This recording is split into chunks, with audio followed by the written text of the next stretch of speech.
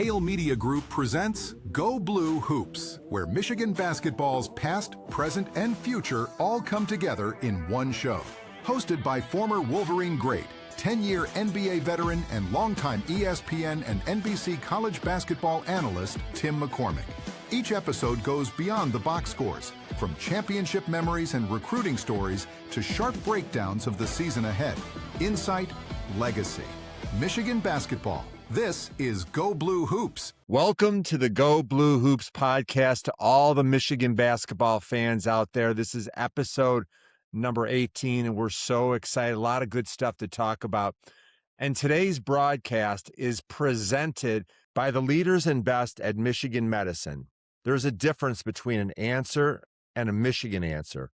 To find your Michigan answer, visit michigananswers.org. All right, let's break down Michigan versus Duke. What a game. I loved every single minute of it. I'm not disappointed or frustrated or upset. I feel like for 40 minutes, I got to sit back, and I don't think I've learned more about this team all season long than the Duke-Michigan game. I don't blame the referees. I have not lost any confidence that this team can play in the Final Four. Michigan was beat by a more physical team, and Michigan was definitely not tough enough on the glass. I felt like in the second half, they never really got into their offense. There was too much one-on-one. And each of these problems that I've mentioned, I think, is highly, highly correctable. And so I've got a lot of very confident, optimistic thoughts about this team. Also on this podcast, I want to make sure that I encourage everybody to subscribe or share about the Go Blue Hoops podcast with their friends. We are at Hale Media Group. And also, I want to give you a little preview. We're going to talk to pure shooter, outstanding freshman Winters Grady. He is going to be a factor in this program in the future, and I'm so excited for you to get a chance to meet him. So here's why I'm excited about what I saw against Duke. On Saturday night, listen closely to this, because I think it's really important. Michigan played a Final Four game in February, versus Duke. The players have never experienced anything like that atmosphere. It was such an important game. Overhyped, maybe. College game day was there, the biggest stage any of them had ever been on, versus an elite opponent with short prep time. And they got exposed by an amazing defensive team. I loved what Duke did. It was so impressive with their length and their discipline and their communication skills. Super impressed with Duke. And Cam Boozer is sensational. He's going to be the top pick in the draft. In my mind, I think that there's a lot of hype about Darren Peterson and AJ DeBanstead. No, this is the real deal. Cam Boozer is going to be the number one pick. And I think he's going to go on and be a 10-time All-Star. I think he's going to score 20,000 points in the NBA. He reminds me of a young Karl Malone. He's that good. And so Michigan had a chance to go up against a superstar player and a superstar team. Okay, so I came up with some reasons why I think Michigan lost and their problems are easy to fix. First of all, if you go back to the pre-Duke podcast, I made the comment that Aday Mara must stay out of foul trouble, especially in big games against teams that are going to try to get to the rim. He played 22 minutes because he had 3 fouls in the first half. I would have told Aday, okay, look, and this is something that I learned during my career, and I did. I always felt like I wanted to get to the first TV timeout with 0 fouls. And that way, the rest of the game, I can play aggressive and I can go after the ball. I can try to block shots. I would have loved to have seen Aday Mara back off just a little bit and allow people to get a layup rather than get that quick foul. Or really focus on being half a step early and getting to position before the offensive player even gets there. You know, it really is. It's a hard way to approach defense, but I just feel like if you start the game off with fouls, it really puts you in a negative position the rest of the game. Also, pregame, I talked about pace. I said the magic number for Michigan was 75. If Michigan got to 75 or above, they would win this ball game because it was definitely going to be a battle of tempo. Duke wanted to make it a half-court game, very physical, rely on their defense, and Michigan, who averages 91 points per game, scored 63. That was Duke's tempo for sure. And it's also a lot easier to slow the pace of a game than it is to speed it up. Michigan scored 28 points below their season average, and I think that's a huge reason why they lost this game. Also, Duke dominated the paint. I didn't expect this. Plus 10 points in the paint for Duke. They had more free throws. They had a slower pace. Michigan's fast break was non-existent. Part of the reason is they did not do a good job on their defensive glass. Also, you saw it if you watched the game, Michigan's offense was predictable. Low assist numbers, high one-on-one. We saw way too many times where a guy like Yaxel was standing on the wing and looking to create for himself. Michigan's big guys got theirs. 44 of the 63 points by Yax, Mara, or Merez Johnson. And that's fine. You want your best players to score. The problem is the secondary scorers for Michigan were not involved in the offense. They were standing around. They were watching. Let me look at these numbers here. Elliot Cadeau, Namari Burnett, Roddy Gale, Will Cheddar, and Trey McKenney. Those are your support guys. They combined for 41 points per game during the whole regular season. Not one of them had more than one basket against Duke. They were statues on the weak side, watching and hoping. When the big guys from Michigan are playing really well, that's when Namari Burnett and Trey McKenney and the rest of the guys get wide open shots and they're involved in the offense. Versus Duke, they were statues. Next, Michigan was soft on the defensive glass, and it was troubling to me. Duke had 13 offensive rebounds. That's a big number against such a big and talented front line. You can't get your break going if you're not rebounding the ball. Also, Duke got a lot of wide open shots from three by crashing the offensive glass. That's the best time to get a three-pointer is when it's an offensive rebound. I want to take you back in time, and this may give you hope that this problem can be corrected. Last March 2nd, Michigan played Illinois in Chrysler Center. They lost by 20 points, mainly because Michigan got punked on their own defensive boards. Illinois crashed the glass. Michigan got bludgeoned. It was embarrassing, and I think that it was a real step in the right direction for Michigan because after that game, Danny Wolf and Vlad Golden and all the Michigan players had a chance to watch the video of how Illinois attacked the offensive glass. When Michigan got to the Big Ten tournament last year, their rebounding was so much more aggressive, so much better, and I think that was the key to them winning the Big Ten tournament. I think that the key for Michigan right now is to learn about the importance of five guys helping on the defensive glass. Even the last play that Michigan could have gone down and tried to make a game of it, Gonba caught the ball, missed a shot, and Yaxel was right there.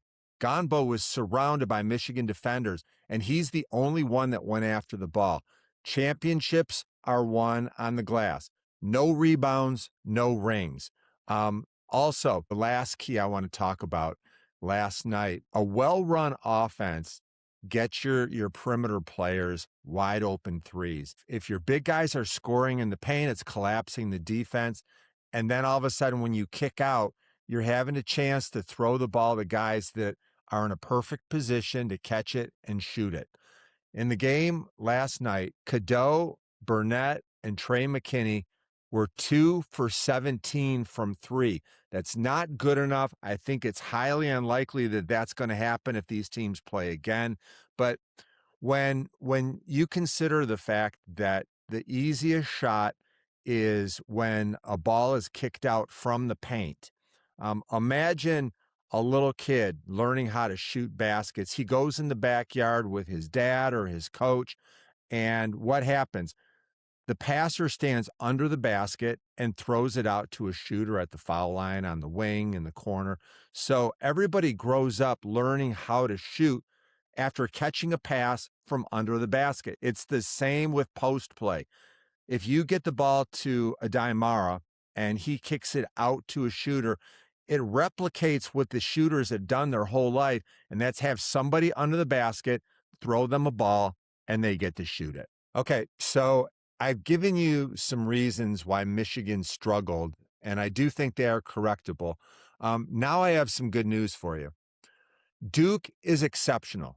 We know that. We respect them. Cam Boozer is the best player in the country. He didn't kill us. He was not the reason that Duke beat Michigan. They did a really good job of containing him, and he got some late points to make his numbers more respectable. Good defense on Boozer. Duke is not going to lose another game the rest of the year. Okay, trust me on that. They play in a weak ACC. They will blow through the rest of their regular season. They'll win their tournament. They will be the #1 overall seed, and everybody is going to call them the favorite. And Michigan knows exactly how to beat them. Remember, with 1 minute to go, Michigan was down 3.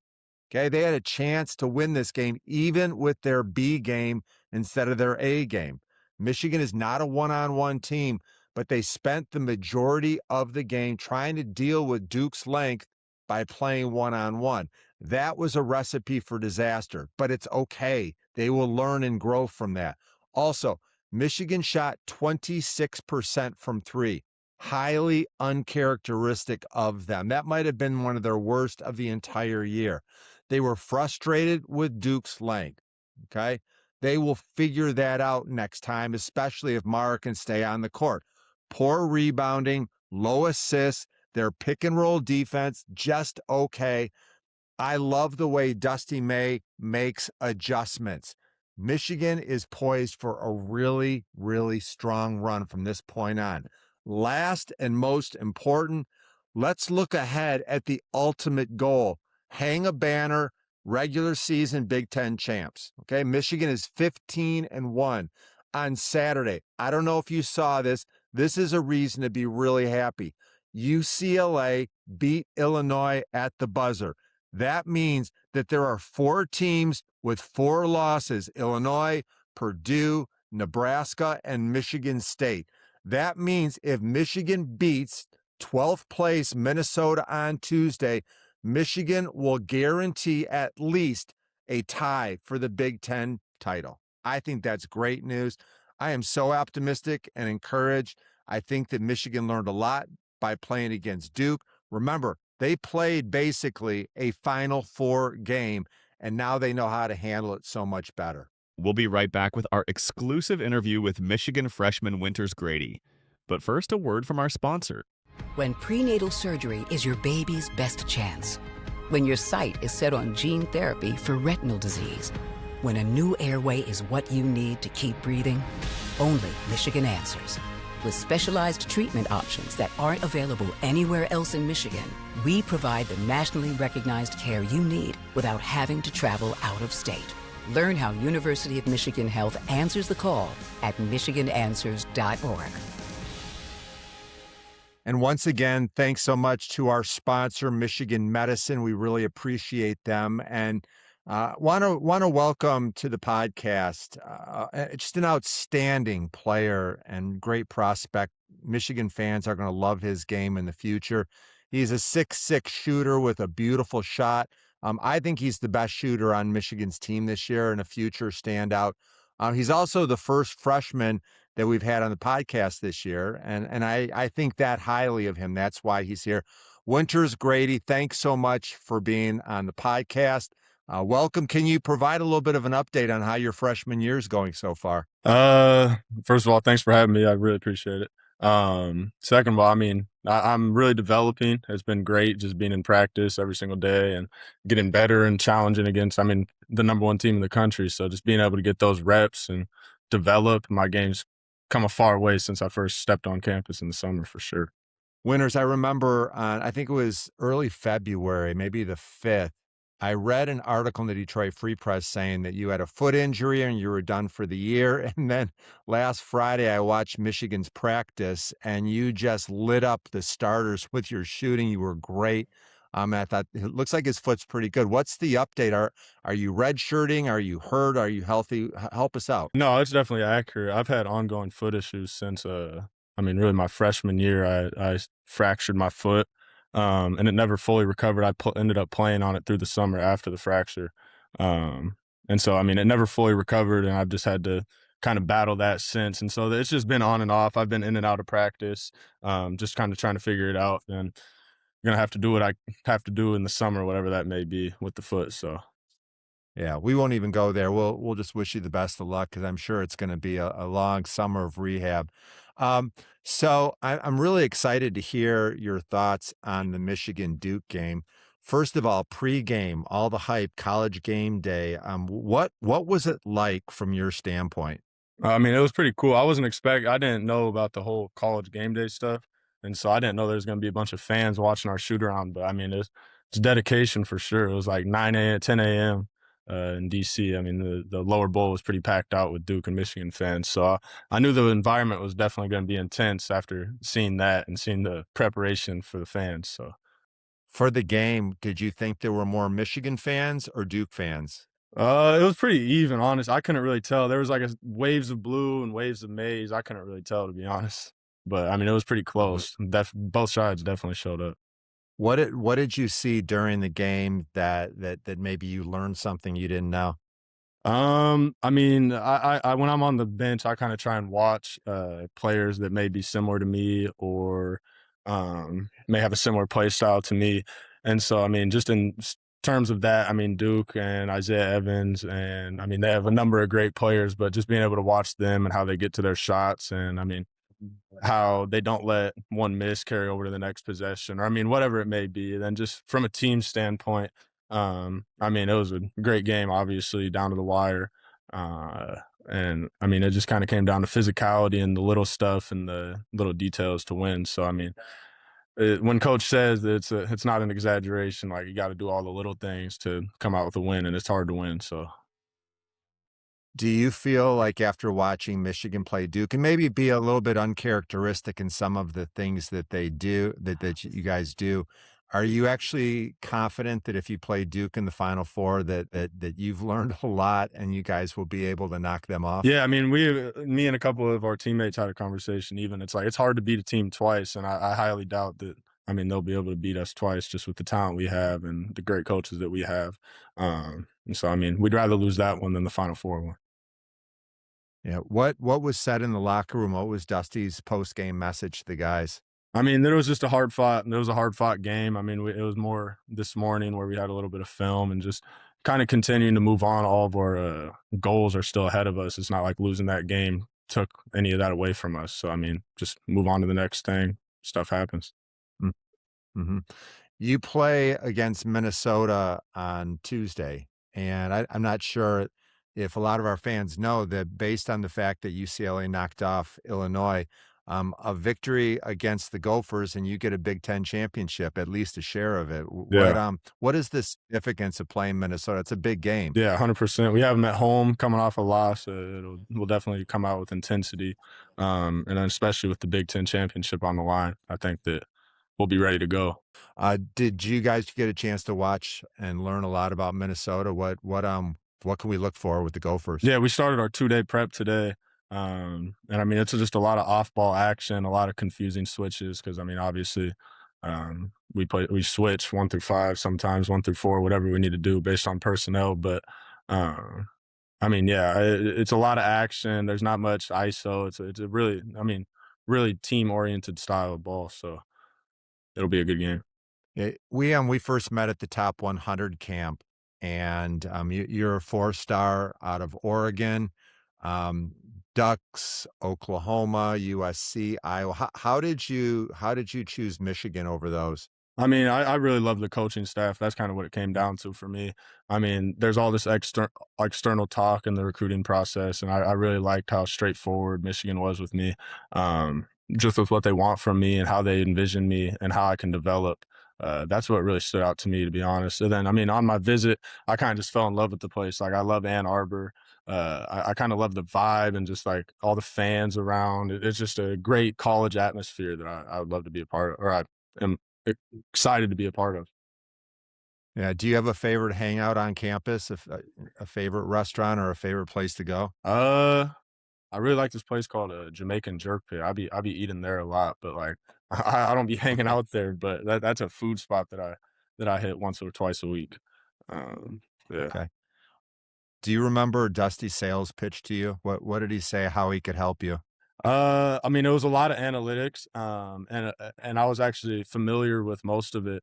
And I didn't do this on any other of my visits, but my high school coach, Ryan Bernardi, heavy analytical coach, and so I was kind of familiar with a lot of the stuff, and I was able to speak his language, and so I think it was kind of a mutual respect for each other in that sense. I don't remember word for word what he had to say to me, but he thinks that I'm going to be able to achieve all my dreams here, and it'll end up being a great marriage for the both of us.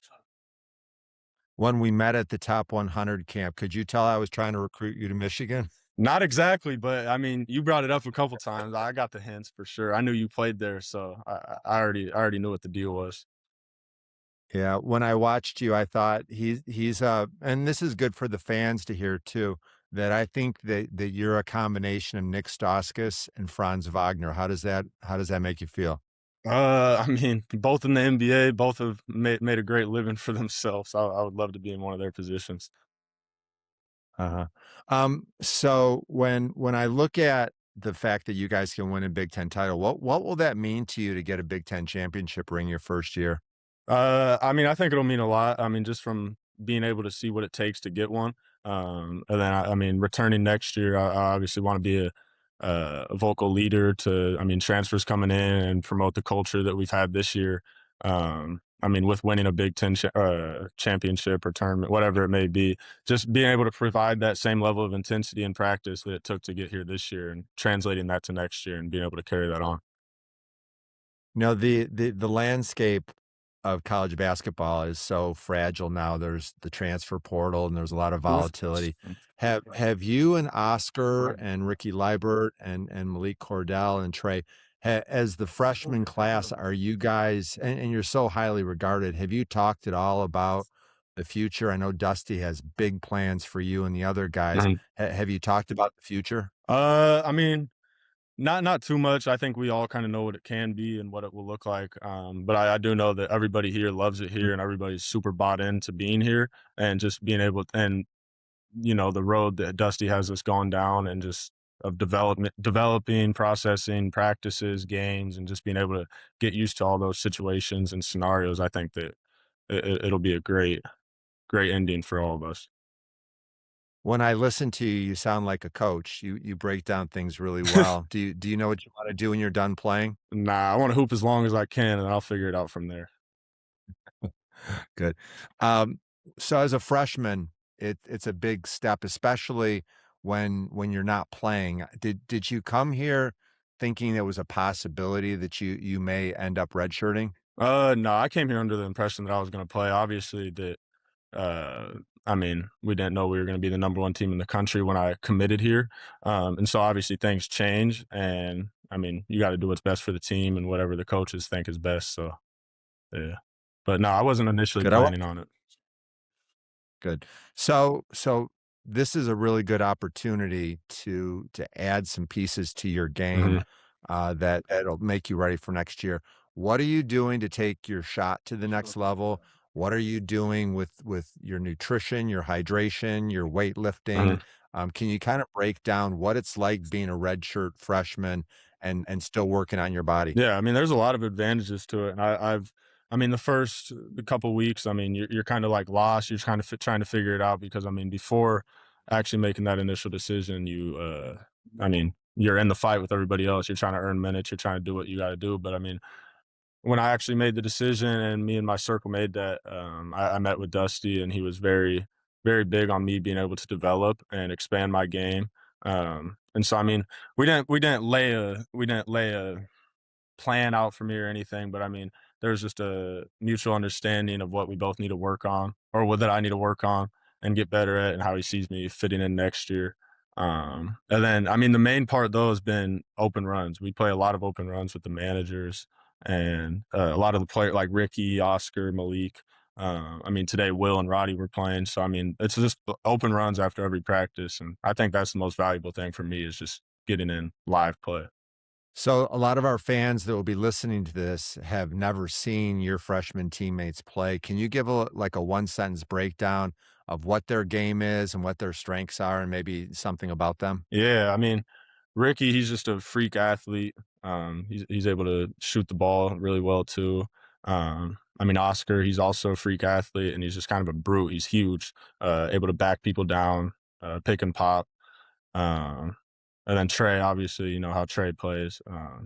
Just a bucket. He's able to create on anybody, get a bucket on anyone.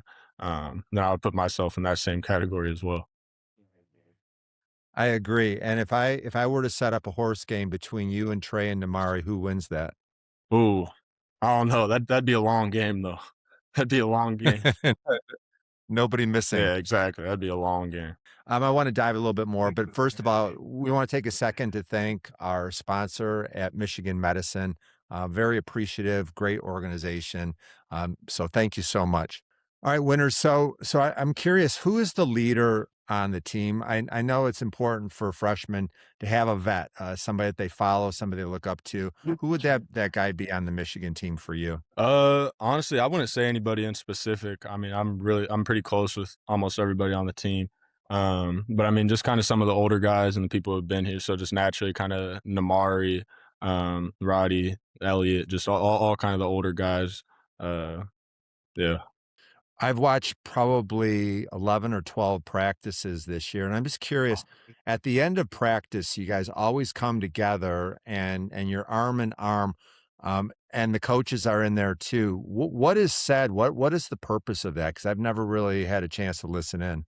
I mean, that's just kind of something we've been doing since the start. I don't know the exact purpose of it, but I mean, it's just kind of where we meet and where we, coach gives us into practice speech. Mm-hmm. What about at the end of games when coach gets interviewed or one of your teammates gets interviewed and you guys all stand right behind them? How did that start? And I mean, it's pretty funny to watch. Yeah, I think we kind of stole it from OKC a little bit, but I mean, it's just kind of become a tradition for us to do it, support the person who, you know, had the player of the game, because it's a different player mostly every game. So every night somebody different. So just being able to support them and what they're doing. NIL is such a wonderful thing, providing some resources for you. When you got your first checks, did you ever do anything to treat yourself? Did you make a purchase something you always wanted? Not really, to be honest, but I got a car out here, so that was kind of the bigger purchase for me. But I'm trying to be smart as I can. What did you get? What are you driving? I got a truck right now, so perfect for the winter. That's what my dad wanted me to get. Good. Have they had a chance? Your family had a chance to come out and watch? Yeah, they've been to a couple games. They were here for a long stretch during Christmas, but I mean, with me redshirting, I think my dad will be at every game when I'm playing. So, yeah. What is Dusty like as a coach, Winters? What's something about him that people may not know? I'd say the thing about him that stands out to me is just he's very consistent. Like, he doesn't really waver.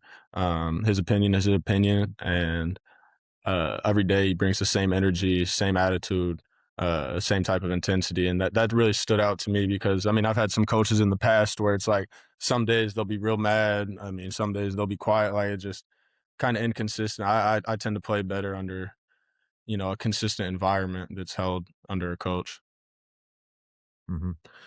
One of the questions I always like to ask pure shooters is about their journey. It's all about the process. People aren't all of a sudden born as shooters. They don't wake up one day as shooters. You can't, sprinkle magic fairy dust on them and they're a good shooter. Like, it's all about work. How did you become a shooter? Was there somebody that rebounded for you or gave you a plan? It was mainly my dad. He played basketball. He played in college, and then he played a little bit overseas. I mean, his calling card was shooting and kind of mid-range work. And he didn't really let me go out to the 3-point line until I was in middle school. And so that was a big thing for us. Like, obviously I'd shoot from there occasionally, but we wouldn't really work on it. He didn't want me to have a push shot or a forced shot. And so it was a lot of touch shots around the rim and then mid-range work. And then it kind of, as I got stronger and was able to get it there without pushing, we evolved it to the 3-point line. I think that was around in like 7th or 8th grade. Then it ramped up from there for sure. Good. I want to ask you some fast break questions, quick hitters that are short questions, short answers. Okay. What's the most points you ever scored in a game? I had 47 one time in 3 quarters. So that's the most. I remember that pretty vividly. Where was that at? That was at the Iolani Classic in Hawaii my sophomore year. Wow. You played at Prolific Prep, a really, really high regarded prep school. You played with Darren Peterson, who may be the #1 pick in the draft. What was that like playing with Darren? And do you keep in touch with him at all? What's going on with him? Yeah, I mean, we're both in season, but I mean, we talk every once in a while, or we'll call and catch up. But I mean, the main thing that I took away from him was just kind of his pace of play. I think he plays with a great pace. And then when we'd work out, I would just kind of like not mimic, but I mean, I would try and work on his pace and kind of slow down the game for myself and see what he sees. So those were my main takeaways. Good. Who's your favorite NBA player, or who's somebody that you try to play like? Devin Booker for both of those. Great. Who's somebody famous that you've met? Most famous person? Oh, I don't know. I met LeBron at a like All-Star weekend, but I didn't meet him. I just took a photo with him. So I guess I'd have to say LeBron. Yeah, that counts. Yeah. So what's your favorite class that you've taken at Michigan so far? Probably psych. I like learning about psychology. Yeah. What is your favorite pregame meal? I don't really eat pregame, to be honest. I eat the morning of. And then pregame, I don't really eat anything. I'll just have like, some quick energy chews or a Gatorade before. I like to play lighter and feel lighter, but I'll have a bigger breakfast for sure. And that usually consists of just like 4 eggs and just whatever choice of protein. How old were you when you first dunked? I was either in 8th grade or I think it was my freshman year. It was COVID. So, yeah, I think it was my freshman year. What size shoe do you wear? 14. And this year, how many pair of shoes do you think you've gotten from Nike? Good amount. Probably like, I don't know, around 10, I'd say. 10 or 12. A good amount for sure. Where do you keep them all? I mean, that's going to take up your whole closet. Yeah. I just keep them in my locker at the gym. Good. Yeah. And then my final question for you is, how do you see your future at Michigan? What do you see your role?